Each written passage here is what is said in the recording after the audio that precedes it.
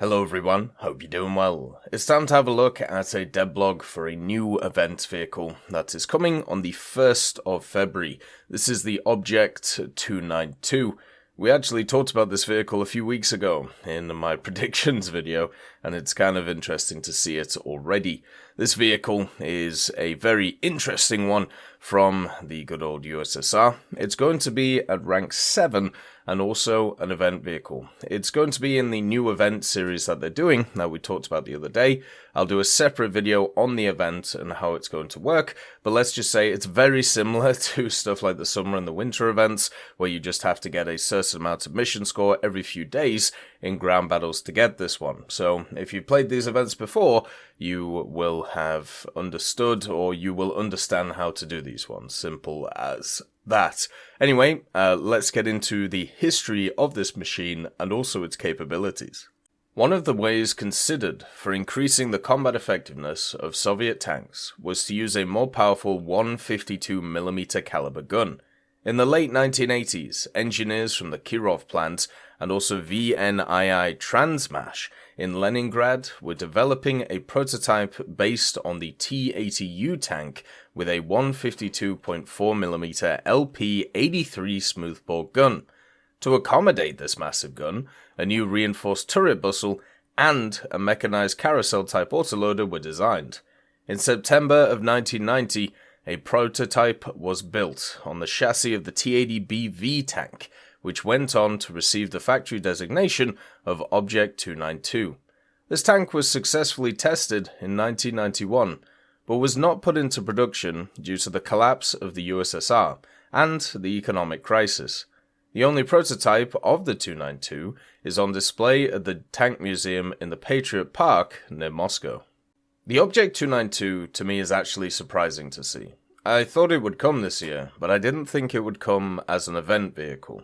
I thought what it would be was in part of an update where we would get, certain vehicles of larger caliber guns. Stuff like the M1 Thumper, for example, comes to mind. Stuff like, the Leopard 140 and things like that. But instead, we have an event for the Object 292. And am I mad about that? Not really. It's a unique, kind of interesting vehicle, and I'm sure many people would want it. So therefore, as an event, it kind of makes sense. I feel like it probably should be in the tech tree, though. There are other projects or objects that the Soviets have, though, which could go into the tech tree, which are kind of similar. So it isn't too much of a loss for the vehicle. They're also not projecting this thing to be at the top BR of the game, since they're projecting it to be at rank 7, and that's probably because of some of the deficiencies that it has being a prototype. So the vehicle itself, the 292, has a 152mm gun. Now, this 152mm is its main selling point as a vehicle. The reason for this is with the bigger gun, it has more penetration, it has good muzzle velocity, and it also has two types of shells, the APF-SDS and also the HE shell. So you will be able to overpressure people with a 152mm shell, which will be really fun to do. It also has access to a laser rangefinder and of course the autoloader on this vehicle. This autoloader isn't as good as other vehicles though, even though this is based on a T-80BV chassis, it only has a 10-second autoloader, meaning that it can only fire 6 rounds per minute. It does have 30 rounds of ammunition in total, and 16 in the autoloader itself, but yeah, only being able to fire 6 rounds per minute is quite a damaging factor, especially for a Soviet vehicle and how they're generally designed to play. The vehicle, though, should still be able to pack out a punch. I'm really interested to see what the statistics are going to be on this gun. I think they're going to be really fun at the end of the day. Now, the thing is, the vehicle is set on the T-80 chassis, and the T-80s are very, very fast and mobile for Soviet vehicles, and depending on which one or which transmission they decide to model, it does actually have a reverse gear.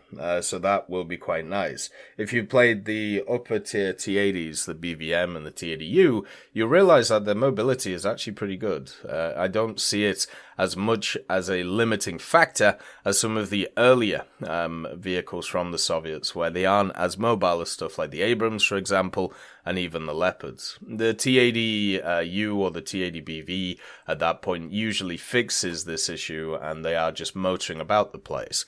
The place where the 292 kind of falls off is not the gun, even though the reload is a little bit rough, not the mobility, but it's actually the armor. This vehicle doesn't have any ERA, which obviously is quite a decent part of the T80 armor, being one of the larger upgrades to it compared to many others. And also the turret as well doesn't really have the standard amount of armor that you'd see.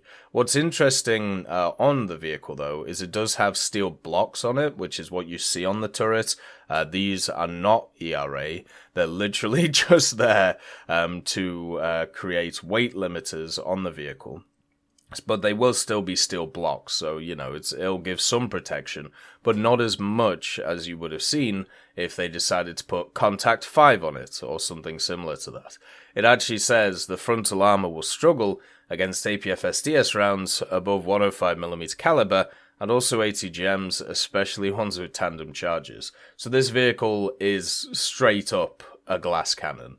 It's straight up a vehicle where it's turn up, smash somebody with the gun, and then run away. It doesn't even have a top-mounted machine gun, so it really is just all dependent on the 152, and if you can get that thing rolling. In a way, it kind of reminds me of a LOSAT, but it has a little bit more usability, just because of, you know, being able to fire on the move, and also having the good old stabilizer on the gun, which isn't mentioned anywhere, actually, so maybe it doesn't have one? Oh, no, sorry, it does say that it's stabilized, but it does produce a lot of recoil, my bad. So, yeah, I think it'll have more usability than it, but it'll feel like a similar role. You're there to just annihilate a few vehicles and then kind of move on. The real interesting thing about a vehicle like this is what does it actually fit in BR-wise. Saying it's rank 7 is all good, especially for the event and all of that, but it's for me one of those where it's going to be kind of hard to fit its general BR. Because it's not going to have a lot of features that many of the other T80s or even T72s have, but it does have a lot of features which make it very enticing to play. And since, you know, the Soviets have quite a lot of pretty decent vehicles around those BRs, even right now where they're getting hammered because of spore liners, basically, and also other nations getting new vehicles and people wanting to grind them, the 292 still should find its place in some kind of interesting lineup. I really just want to see the stats on that APF-SDS. I think that would be really cool to see what's going on with it. And also, as an event vehicle, as I said, I'm not too happy with it. I would prefer if we got more mid-tier event vehicles, especially to help people grind through smaller tech trees. But the 292, am I going to be mad at? No, not really. Like, it's still a cool vehicle, still nice to see. I just wish that there was a little bit more to it in terms of usability for people. As always, I hope you have a wonderful day, and I'll see you next time. I'd like to thank Schnitzel Stroker, Brendan Quinn, Vilneus, Character Fuel, Carrion Crow, Nicholas Richardson, Gus Irenicus, Pyman, Wartinder, Teddy, Daniel Stanton, B. Young, Opium Prime, Masonocrat, Lafouche, Alan Hacker, Sem Arslan, Uncle Bean, and Derek R. for supporting the channel.